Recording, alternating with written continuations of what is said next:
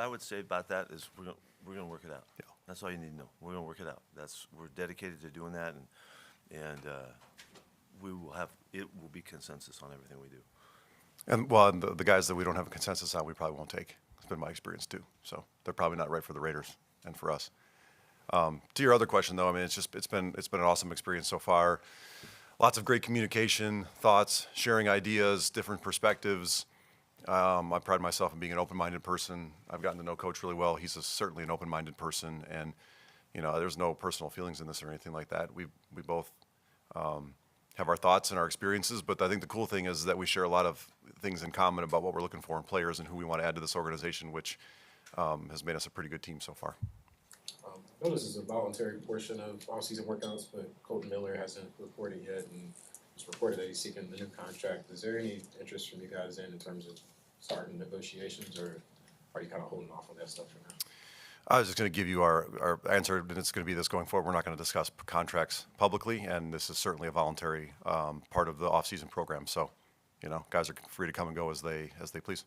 For both of you, Hondo Carpenter with SI, I'm curious, each draft has a different flavor. Sometimes they're line deep, sometimes running back deep. But for you guys, and just in generalities, what stands out to you about this 2025 draft? There's a lot of really good players. Yeah, I mean, I don't really want to get into the depth of each of our position groups on the board. People are going to start breaking that down and think that we have a tell. I think, we just came from the draft room, actually, and the way that it looks right now, we're excited about the players at a lot of different positions. And I think the cool thing is they match up with some of where Coach and I think that this team can get better. And that makes us feel good because it feels like we can get good players across the board that are going to help our team this year and in years to come as well. Kevin Bollinger, Fox 5. Can you talk about your philosophy in terms of drafting with the best player available versus need? And if it comes down throughout the weekend that two guys are graded out pretty similarly and one's in need and one's in a position and maybe isn't a need, is that going to weigh things one way or the other? I want to hear your answer. Okay, he's tapping me in on this one. This is the age-old question, right? Are we doing need or are we doing best player available? And my answer would be that it's a combination of both. Yes. We're going to make the best decision for the Raiders, and certainly we have to take into mind places that we feel like we're not as deep at certain positions, and also we have opportunities to add really good players too, whether we think we need that player or not. My experience kind of is two things. If you start forcing players because you need them, you end up regretting that, and you also can't have enough good players at certain positions too. So sometimes what isn't feel like a need right now becomes a need after one or two injuries during the season, and then you're thankful you took this really good player. So at the end of the day, we're going to kind of combine all of that along with character and injury data, and we're going to have a cool stack set up, and we're going to pick the best player available for the Raiders whenever we're up to pick. Case Kiefer, Las Vegas Sun. John, I think one of the other times you talked to us, you talked about the importance of understanding the value of positions, part of your philosophy going into a draft. How fluid is that year to year based on what's going on in the NFL, or how much is that set in place based on your past? Well, I have my biases, I think, in positions that I like. I know he does too, and they actually end up matching up pretty well. Listen, I think we all have an idea of how we feel like the best to build a football team and where you start and what you do and where you go from there. But you have to take into account who you have on your team and are they going to be here, 2 or 3 years down the line. There's no easy answer to that question. I don't think there are more, there's players at skill positions that touch the ball every play, and you have to value that in. But if you can't protect the quarterback or affect the quarterback, then they don't really get a chance to make plays on it either. So, there's a million different ways to do it, which is why I think it's so interesting and so many people enjoy it. And there's a lot of ways to do it. Yeah, we certainly want to be subjective and and weigh it all the way to the end in the moment that we have to make our pick, and use all of the thoughts. We're trying to incorporate all of the wisdom we can muster, from all of our peeps that are working with us. We got a ton of information coming in and experience and all of that. So I don't know that we would ever say, it's all this, it's all that at any time. We want to be wide open as much as possible and make great decisions. Alex Eshelman with KTMB Channel 13. What's the biggest commonality that you both share in terms of your approach to the draft every year? We love the Raiders. Yeah, we love the Raiders. What I'm seeing from John is really his depth of commitment to the people that we choose, and the makeup of the person, and the character, and certainly the competitiveness of the guys, the hunger that they bring. That's something that we both cherish, and so we come from a real connected spot in that regard. So in every choice that we make, every decision we're talking about, it always comes up. You know, what kind of guy is this guy? You know, what could we expect? How could he complement our mentality? Because right now we're building this team, and so much of that comes from the character and the attitude and the makeup of the people. And so as we draft all the way throughout the rounds, you know, that's going to be a huge factor in all of our decisions. And we're really connected in our thinking in that regard. So I know we both feel very comfortable about going into this because we know we have that kind of baseline that we're starting from. So I would just add to that too, just the competitiveness. That's the person. But when I think about the kind of player that we need to bring into this program to give to the coaches, and what I've seen from Coach and his staff already, there needs to be a passion and a competitive drive that is gonna be paramount to people's success in this. And if they don't have it, then they won't last here very long, in my opinion, from what I've seen and what I know. And we have to demand that, because otherwise we're not doing our jobs as scouts and as a personnel department very well, because we're setting them up for failure. Because I don't think it's fair to ask Coach and all his staff to try to pull the competitiveness out of them every day. The players have to be willing to give it, and then it can be, you know, exponentially grown over time. The Las Vegas Review-Journal. I just want to follow up on that. John, Ashton Jeanty actually said in an interview the other day that he thought you guys were looking at character more than maybe even other teams were, and that you guys valued that. I guess, is that maybe the art of scouting now, where everybody knows the same numbers, everybody has all the same, you know, information on guys, everybody has the same tape, but that's the art of maybe learning a guy? I think there is an instinct and a nuance to it for sure. And every year I go, you know, through another draft process between the combine interviews and the player interviews and the top 30s and all of that. I feel more convicted and confident in knowing who that person is sitting across from me, even if it's only a 15 or 20-minute meeting. And again, I've talked about it before in Tampa, where I felt like we got really good was we matched the quality tape up with the quality person. And whether or not other people think that we drafted guys a little bit too high, I think the proof was in the pudding that those were the guys that we built that program on. And I think it's going to stand up here too, because we're demanding it. And, you know, Coach just talked about it, and we will be, our fate will be the kind of person that we bring into this organization, from coaches to scouts to players. And I think we're silly if we don't demand that there's a high level of commitment to football and being a good person to go along with that too. Love of the game. Love of the game. I don't think it's too hard to ask those two things. You just got to know where to look and how to find it. Levi Edwards, Las Vegas Raiders. On the back end of that question, Ashton Jeanty, a couple of prospects were talking about their top 30 visits and kind of the things that you did outside of the building in terms of kind of gauging, you know, doing Top Golf and things like that. Do you think things like that are important to kind of also gauge someone's personality of who you're drafting, but also gauge their competitive spirit? Well, you know, I would say that the more situations that we can put guys in, and the more opportunity we have to see them in different lights and all, is high value. And so, you know, we try to be real creative with that thought while they were here, and in the questions that we ask and what we're digging, you know, at them to reveal, and so that we can just get enough info to have the kind of gauge that we feel really good about. And sometimes you feel better about some guys than others, and some of it has to do with the openness of the player. You know, we try to give them an atmosphere where they feel comfortable, and so that they'll feel free and allow a little bit of vulnerability to be shown, you know, and all that. So, but it's hugely important that we get at the answers. We don't always get them, but we're digging for them. In the modern NFL, I know it's become kind of looked down upon to take running backs high in the draft, but I think you've seen Ashton Jeanty get talked about in that top 10 by pretty much everybody who's put together mock drafts. What do you think about him in particular that makes him so special to where he might be warranted one of those picks? I'm going to be careful about talking about any specific player, but you know, more broadly to the running back question, I mean, we just saw Saquon Barkley just change the Eagles in one year. Now they had a great team around him, and you know, it was adding an elite player. And I think when you sit where we sit, I mean, the idea is to add elite players at any position. And I don't try to devalue any certain position. I mean, there's times in games where there's nobody you'd rather have than the best kicker in the league too, right? I mean, in that moment. So there's certain ways to build a team, and I don't know where we got to a place where we don't feel like running backs are valued. I come from the University of Michigan to my core, and those guys were certainly really valued there. So it's hard for me to get away from that. Two buyers. New horizon, real quick, with NIL. We're a few years into it now. Have you guys noticed any kind of a change in demeanor in the players? And people talked about, well, there's going to be a sense of entitlement because they've already been paid. Have you guys picked up on it? Does it make it easier or harder to gauge some of the things that you guys? What I would say is that we are looking for that factor, and trying to uncover the factor if it does exist. It's only natural to think that it would change some. Guys know that they can go from one school to the next, and it depends on how much they're offered and all that kind of stuff. That wasn't happening. That was not part of the equation. So it's certainly going to have an effect.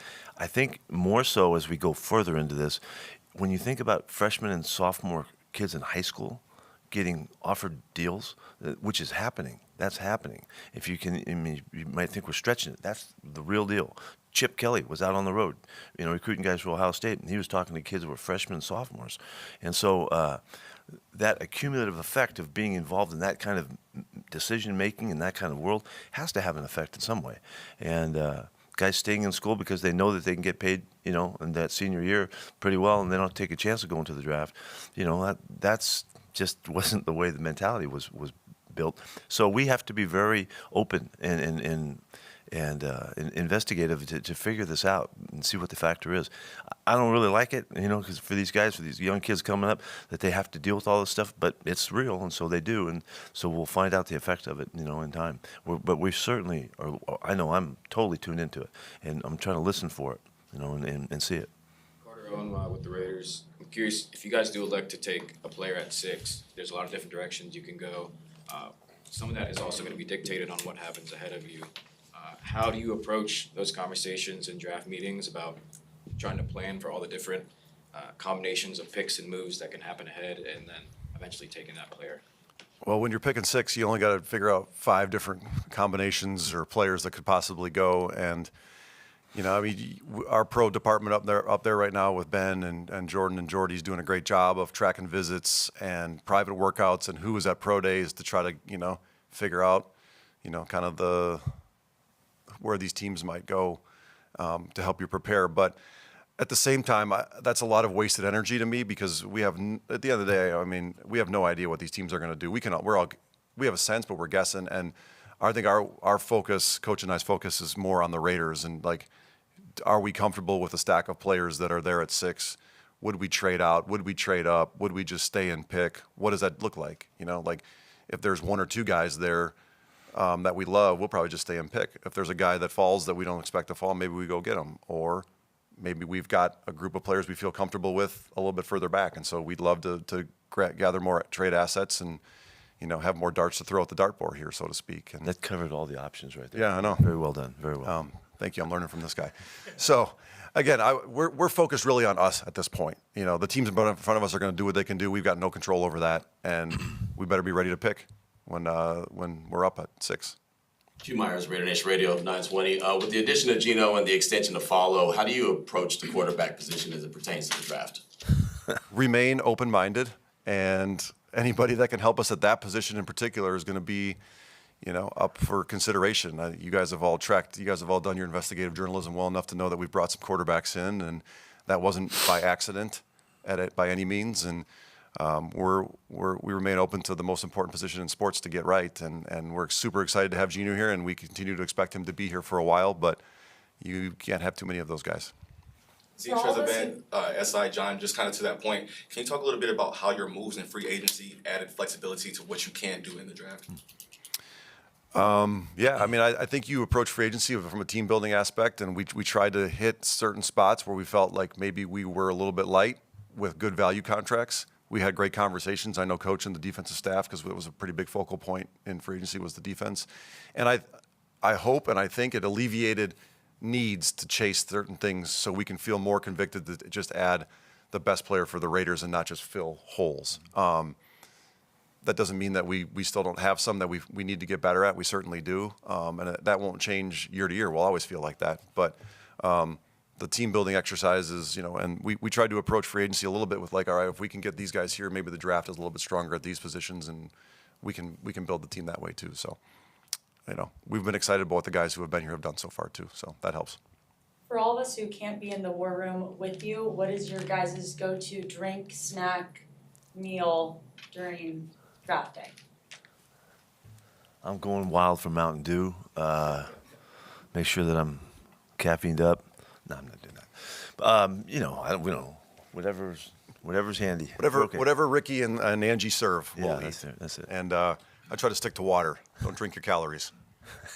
Sticking to the war room. No Mountain Dew for me. My bad. I should have brought it up. Sticking with the war room theme, will you have all your assistant coaches in there, all your scouts? Will Tom Brady be in there? How do you gonna set up your war room, John? That's a good question. You know, obviously, I like having the scouts in there. They've put in so much work throughout the year. I've been places where the group isn't in there, and it can be tough on morale. So it's a smaller room than I think we wish it was when you start putting that amount of people in there too. But it's a working environment too, and so we have to be cognizant of the fact that there's got to be lots of communication. We can't just, it's not a party. It's probably not as exciting as everybody in here thinks it might be. Obviously, when we start approaching being on the clock, or when we're on the clock, you know, there's kind of a hush and an excitement that falls over the group. But you know, in terms of what ownership is going to be here, I'm not sure on that yet. Certainly, if they want a seat at the table, they all get a seat at the table. They own the team. There'll be chairs available. We'll be dynamic and fluid in that aspect too. But you know, Coach and I will be sitting next to each other and coordinating all the way through.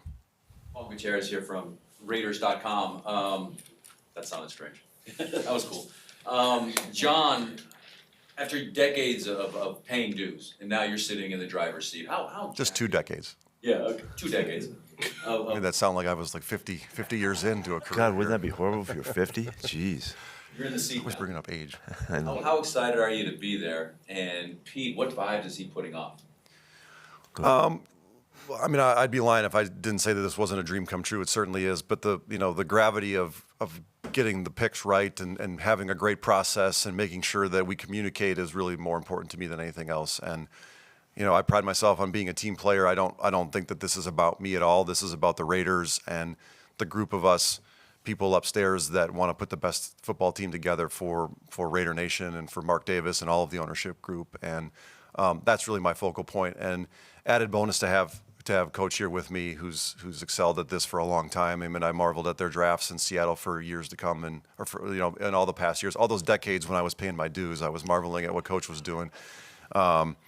So anyway, there's a wealth of knowledge, and I'm just excited for the opportunity for the group of us upstairs. There's so many people that have put so much work in, and you know, I'd be remiss if I didn't acknowledge all of them. But you know, that's really my focal point. Yeah, there's no signs that this is John's first go-around. It doesn't feel like that at all. He's gained so much from the people he's worked with.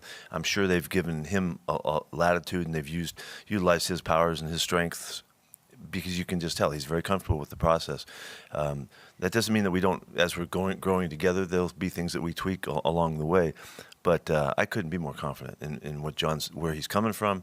And I think it's because philosophically we're so connected.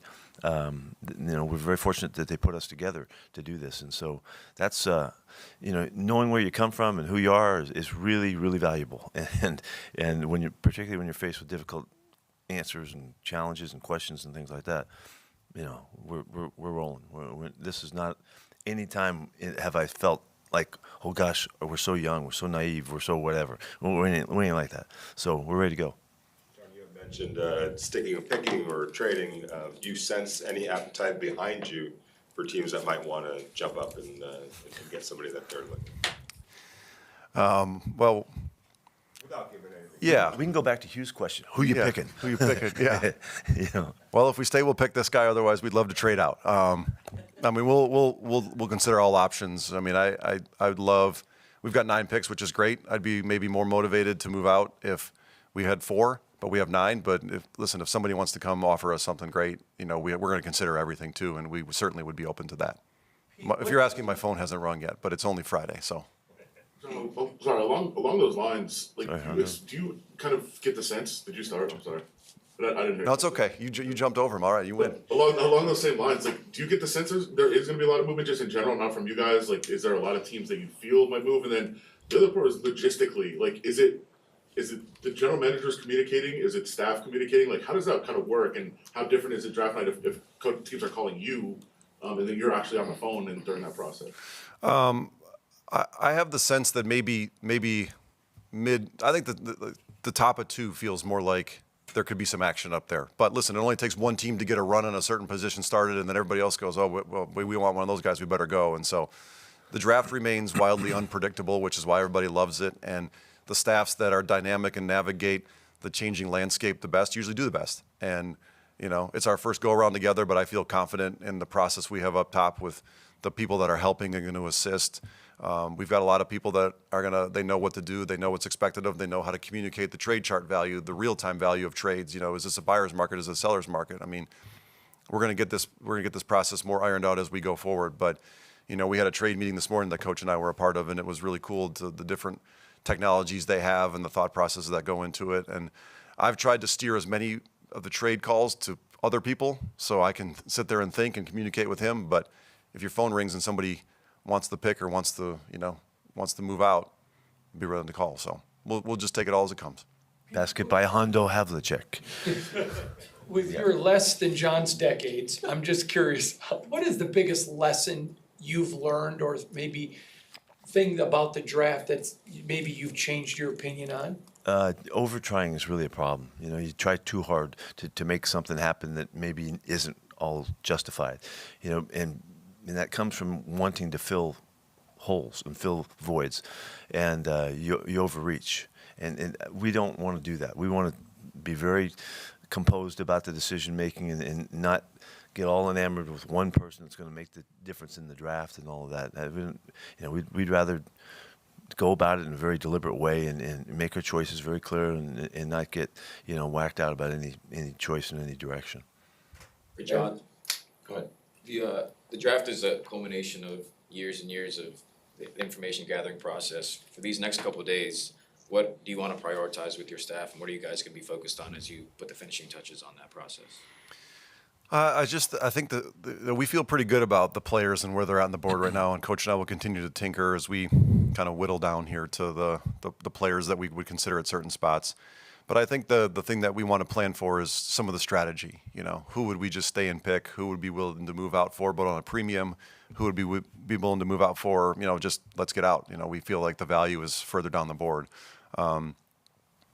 You can't predict all those different things, but I think if you've got kind of a set idea of how you want to do it, then you usually eliminate some mistakes and you can kind of capitalize on some advantage or some potential quality moves there. I always think back to the trade when we traded out of 7 to 12 with the Bills, and I love the strategy of it. We had Vita Vea. We were going to pick Vita Vea at 7, and we had ironed everything out in advance. Turns out we should have stuck and probably picked Josh Allen, but we ended up with Brady, so it worked out okay. But we ended up vetting the whole thing out ahead of time and realizing, like, if it was Vita, we would trade, but we would demand a premium, and it was probably a team coming for a quarterback, right? We had talked through all the scenarios, and so we moved from 7 to 12 and got 2 second-round picks that turned into MJ Stewart and Carlton Davis, who ended up being a great player for us. So that strategy is, I think, what we want to work on, and as long as Coach and I are like in lockstep with, like, hey, it doesn't matter who calls, we're picking.